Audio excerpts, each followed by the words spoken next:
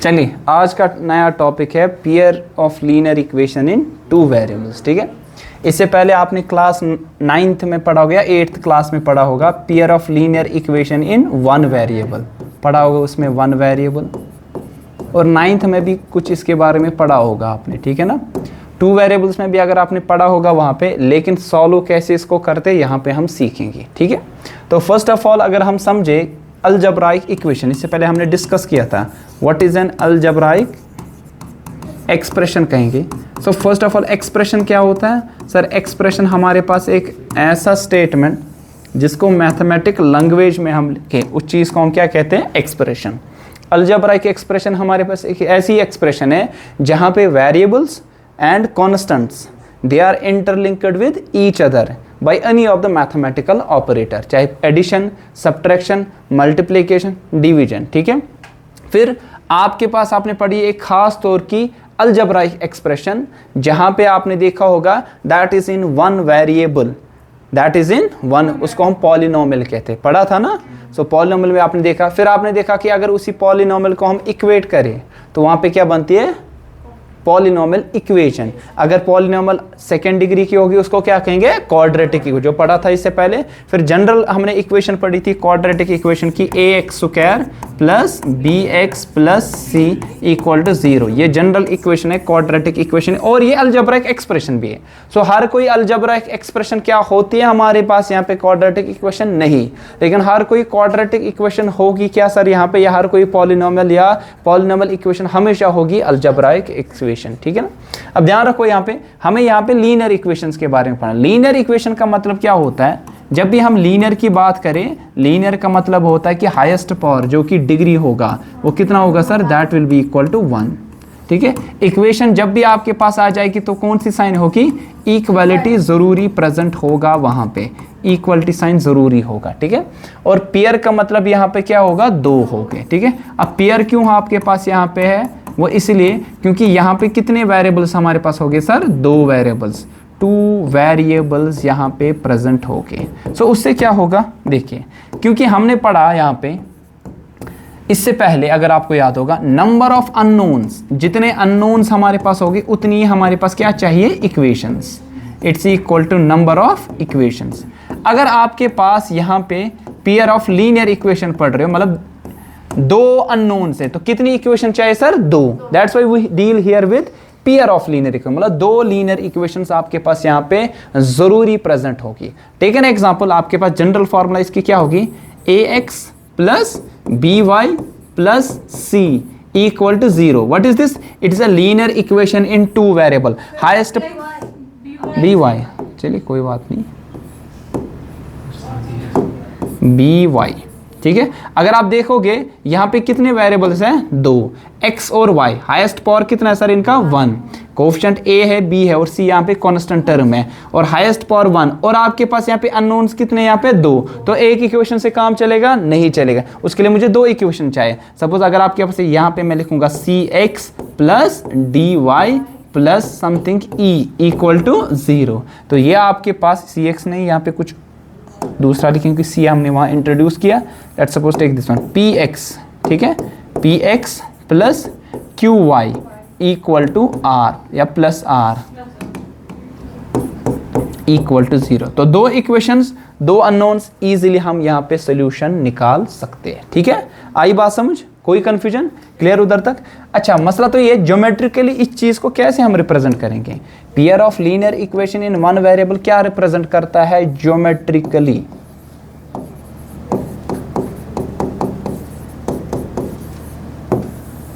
ठीक है, हमारे पास अगर स्पेस में लाइन की बात करें, line you know, locus of points in one dimension, उसको क्या कहेंगे सर? लाइन। मान लीजिए कोई लाइन L है।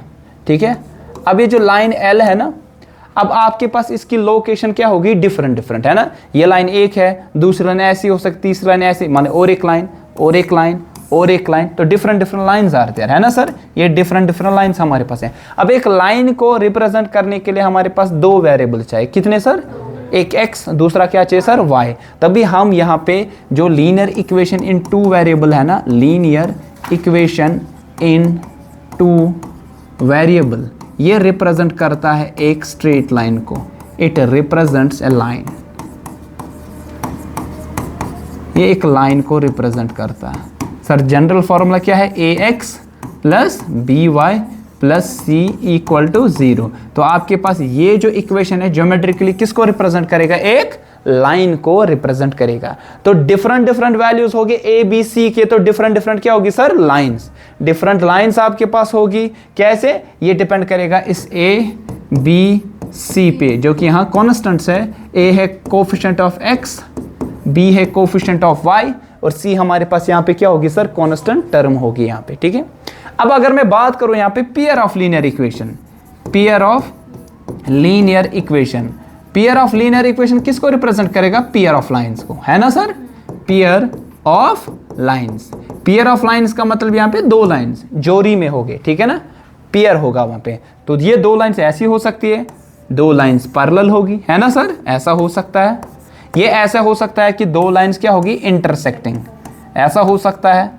ये ऐसा हो सकता है कि दो लाइंस को इंसिडेंट होगी। को इंसिडेंट का मतलब है एक के ऊपर और एक लाइन, ठीक है ना, ये को इंसिडेंट हमारे पास यहाँ पे, ठीक है ना। तो आपके पास तीन यहाँ पे आपके पास पॉसिबिलिटीज है, या तो वो इंटरसेक्ट करेंगे, या तो पैरेलल होंगे, या तो क्या होगी सर, कोई इंसिडेंट होगी यहाँ पे।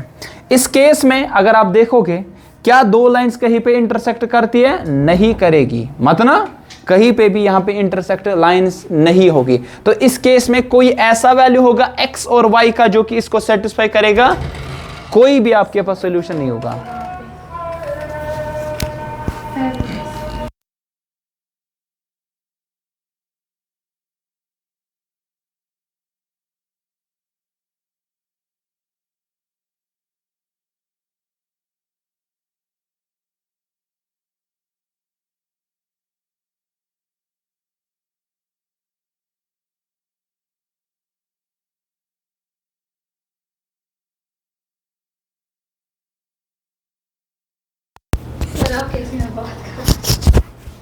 बंद था। सो आपके पास ये दो लाइन देखिए, आपके पास ये दो लाइंस कहीं पे मीट होगी नहीं, तो x और y का ऐसा कोई भी वैल्यू नहीं होगा जो कि इसको सेटिस्फाई करेगा। यहाँ पे कितनी जगह मीट करते हैं, एक, तो एक ही वैल्यू होगा x और y का। यहाँ कितनी जगह मीट करते हैं, इनफाइनाइट पॉइंट्स पे, तो x और y के ऐसे इनफाइनाइट वैल्यूज होंगे जो इस इक्वेशंस को, इन दो इक्वेशंस को सेटिस्फाई यहाँ पे कर लेगा। तो ज्योमेट्रिकली क्या रिप्रेजेंट करता है, एक linear equation in two variable, एक लाइन को। ज्योमेट्रिकली एक linear equation in two variable किसको रिप्रेजेंट करता है, लाइन को। दो इक्वेशन कितने लाइंस को रिप्रेजेंट करेंगे, दो। फिर यही हमें कंडीशंस पढ़नी है आगे जाके, क्या ये लाइन जो आपके पास होगी इंटरसेक्ट करेगी, क्या ये कोइंसिडेंट होगी, क्या ये यहाँ पे पैरेलल हमारे पास होगी कि नहीं, ठीक है, वो हम यहाँ पे सीखेंगे आगे जाके, ठीक है। अच्छा, मैं अगर आपसे कह दूं, मेरे पास एक लीनियर इक्वेशन है 2x plus 3y plus 4 equal to 0, ठीक है। थोड़ा आसान करने के लिए मैं इसको 6 लिखूंगा। ज़रा इसका आप ग्राफ बना दीजिए, ग्राफिकली इसको ड्रा कीजिए। कैसे करें, इसको ग्राफिकली ड्रा करना है। देखो, करने के लिए हम क्या करेंगे, एक छोटा सा टेबल बनाएंगे, छोटा सा टेबल, ठीक है, छोटा सा टेबल।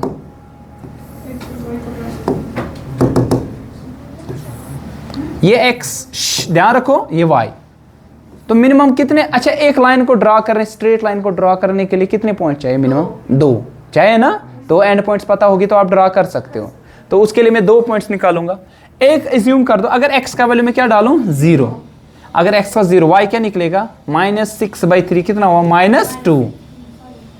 फिर अगर y का वैल्यू क्या डालूं, 0, तो x का वैल्यू कितना होगा, y का वैल्यू 0, x का होगा 6/-6/2, कितना हुआ, -3। या समझ कैसे, यहाँ 0 डालो तो 6 जाएगा ऊपर, उधर बनेगा -6, -6 को डिवाइड करेंगे 2 से, निकलेगा -3। यहाँ ज़रा इसको आप ड्रा कर दो, इजी है ना ड्रा करना। देखो कैसे, ये y एक्सिस, ये x एक्सिस। देखिए x इज इक्वल टू 0, वो कौन सी एक्सिस होगी, ये कौन सी एक्सिस होगी, y, क्योंकि x कोऑर्डिनेट 0 हो। What is x coordinate, distance from y axis, distance from, what is y coordinate, distance from x axis, simple. या ओरिजिन से अलोंग x एक्सिस आप कितने गए, दैट्स x कोऑर्डिनेट। ऑरिजिन से आप कहां की तरफ, y कोऑर्डिनेट की तरफ कितने गए, y एक्सिस की तरफ कितने गए, तो y कोऑर्डिनेट आएगा। x कोऑर्डिनेट को और एक नाम देते हैं, आपको पता है क्या कहते हैं? Exactly, abscissa. और y कोऑर्डिनेट को ऑर्डिनेट कहते हैं। शाबाश। अब देखो x इक्वल टू 0 किस लाइन पे होगा, y एक्सिस, तो ये पॉइंट इस पे होगा कहीं ना कहीं। और y कोऑर्डिनेट कितना है, -2, तो ऑरिजिन से नीचे कितने पॉइंट स्टेप जाना है, 2, 1 2 स्टेप। तो यहां पे क्या आएगा पॉइंट, ये आएगा 0, -2 आएगा ना। अब दूसरा क्या है, -3, -0, -3, -0 का मतलब क्या है, x कोऑर्डिनेट आपको लेफ्ट तरफ जाना है, कितने यूनिट्स, 3, 1 2 3, तो ये क्या आ जाएगा आपके पास, ये रिप्रेजेंट करेगा -3। अच्छा, y कोऑर्डिनेट इस पे कितना है सर, 0, तो कर दो इन दोनों को ज्वाइन, इन दोनों को ज्वाइन किया, ये हमारे पास एक लाइन बन गई। ठीक है, आई बात समझ, कोई कंफ्यूजन? अब इस लाइन को ऐसे भी ले सकते, इधर से लेकर इधर, ऐसे ऐसे ऐसे पैरेलल, तो ये सेम लाइन होगी, लेकिन इनके कोऑर्डिनेट्स का वैल्यू क्या होगा सर, डिफरेंट होगा। कोई दूसरा बोलेगा नहीं सर मैं ऐसा नहीं करूंगा, मैं ऐसा कर दूंगा, ये आपके पास x और यहां पे y, मैं डिफरेंट वैल्यूज दूंगा। जरा बता दो कुछ डिफरेंट वैल्यूज। x का वैल्यू अगर हम डालें 1, कितना डालो, x का वैल्यू 1, 2 1 और 2 + 6 = 8, तो y का वैल्यू आएगा -8/3 आएगा ना, -8/3। शाबाश। अब डालो y का कुछ वैल्यू, बताओ कुछ वैल्यू, 2 3 जो भी बोलो, y का वैल्यू 2, 3 2 और 6, 6 + 6 = 12, उधर जाएगा -12, -12/2 = -6। तो बता दो आपके पास ये लाइन अब कैसे आ जाएगी, अब लाइन कैसे आ जाएगी बता दो। x का वैल्यू कितना है, 1, तो अलोंग x एक्सिस आपको 1 यूनिट चाहिए, गए 1 यूनिट, शाबाश। y का वैल्यू कितना है, -8/3, x इक्वल टू 1, ध्यान रखो x equal to 1, y equal to -8/3 कितना होता है बोलो, 2.66 है ना, 2.66 जाना है नीचे, तो 2.66 जाना है नीचे, इधर से नीचे 2.66 मान लीजिए, यहाँ पे आ गए ये पॉइंट।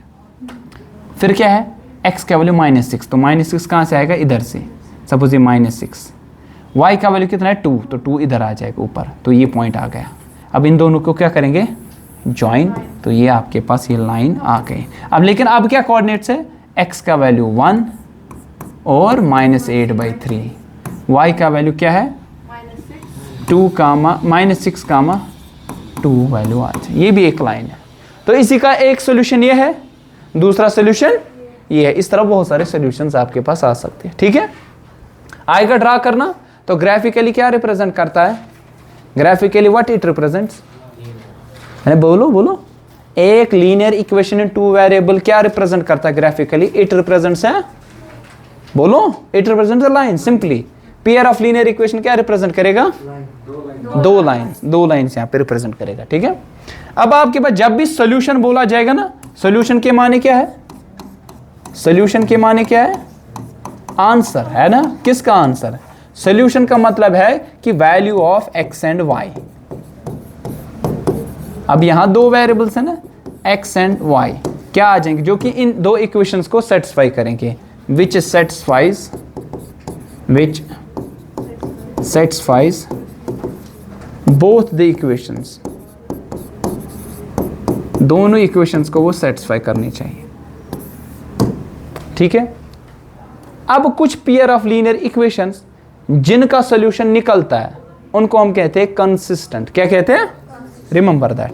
तो हम कहेंगे पेयर ऑफ लीनियर इक्वेशन क्या होनी चाहिए, या तो कंसिस्टेंट होगी, कंसिस्टेंट का मतलब उनका सॉल्यूशन एग्जिस्ट करता है, वेदर वो आपके पास एक हो या एक से ज्यादा हो।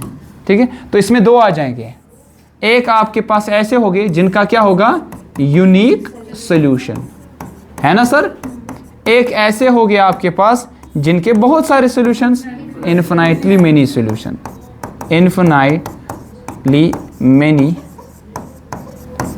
सॉल्यूशन। ठीक है, अब इसी तरह आपके पास क्या हो सकते हैं, इनकंसिस्टेंट,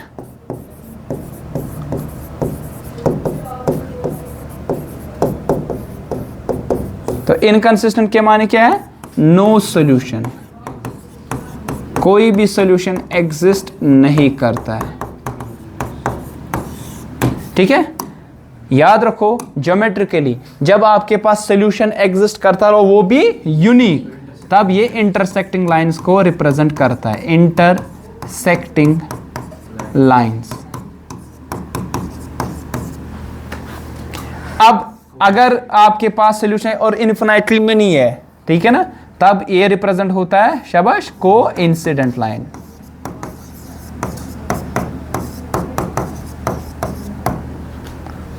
ठीक है, लेकिन अगर आपके पास सॉल्यूशन एग्जिस्ट नहीं करता है तब ये क्या लाइंस को रिप्रेजेंट करता है? पैरेलल लाइंस को रिप्रेजेंट करता है। ठीक है, आई बात समझ? अब ये तो ग्राफिकली हुआ, ग्राफिकली आप देख सकते, अगर इंटरसेक्टिंग है तो क्या बताओ कितने सॉल्यूशन हो गए? एक। तो यूनिक सॉल्यूशन, यूनिक मतलब खास, कोई एक्स और वाई का वैल्यू एक ही होगा। अगर आपके पास पैरेलल होगी तो बता दो कि इन्फिनाइटली मेनी। अगर आपके पास कोई पैरेलल हो गए तो इन्फिनाइटली मेनी, नो सॉल्यूशन होगा। इन्फिनाइटली मेनी नहीं, नो सॉल्यूशन, क्योंकि कहीं पे ये तो टच ही नहीं करेंगे। ठीक है ना, इसी तरह अगर आपके पास कोई इंस्टेंट हो गए तो बताओगे इन्फिनाइटली मेनी सॉल्यूशन। मगर मसला ये है मैथमेटिकली कैसे बता दोगे? तो उसके लिए हम क्या लेंगे? दो pair of linear equations. Consider कीजिए दो पेयर ऑफ लीनियर इक्वेशन। मान लीजिए एक लाइन है L1, दूसरी लाइन क्या होगी? L2। आसान है ये लाइंस, ये तो लाइंस हो गए ना।